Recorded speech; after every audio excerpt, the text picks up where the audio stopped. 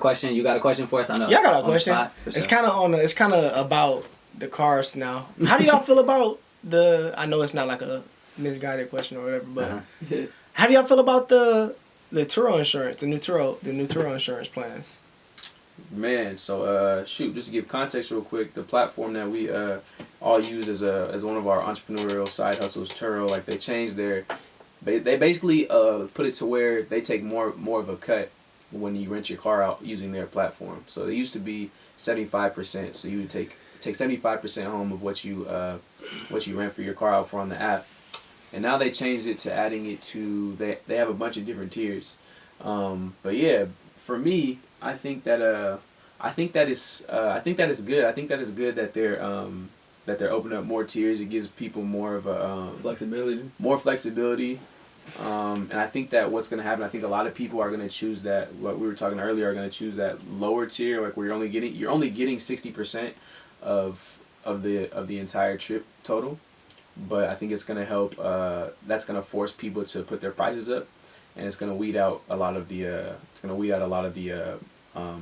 bad customers. So I feel like we're going to have less of those crazy experiences. Like, for example, when I got my car stolen a couple weeks ago, like, I think driving up the price is going to drive up the quality of clientele. So that's what I think it's going to do. Yeah, that's why I can't believe we got your car stolen. I've had some shit too, man. I've had some shit where, dude, you had to go pick up my car where dude just left it in Hayward. Yeah. Remember? Like, he just left it. It was like, bro, you gotta come get it. What? I had to get Mike to drive that shit here, but that's a great question, bro. So I'm looking at the plans right now, and they got the 60, where you take 60% of the pay. Obviously, that's like the top tier. They give you everything. It includes up to $750 liability insurance. Damn, they took out the $1 million. They're not covering $1 million no more. It used to be $1 million.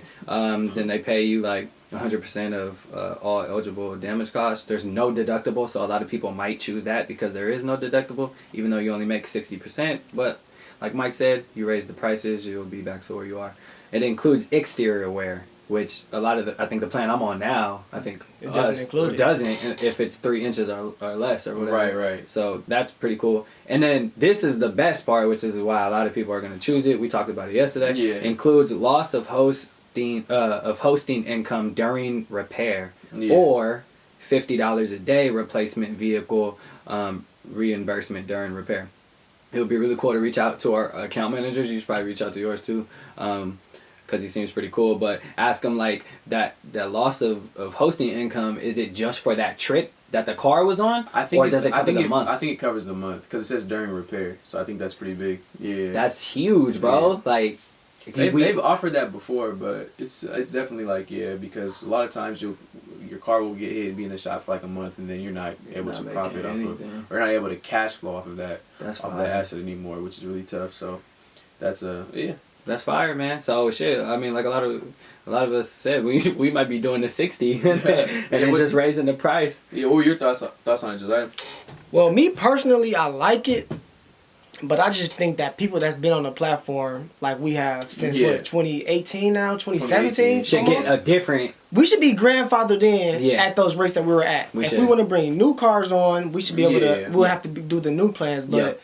If we were when I started, we were making 75%. Yeah. And like, bro, to go all the way down to 60. To go to 60, that's a lot. Yeah, that's a big difference. Bro. And like, we were doing crazy numbers.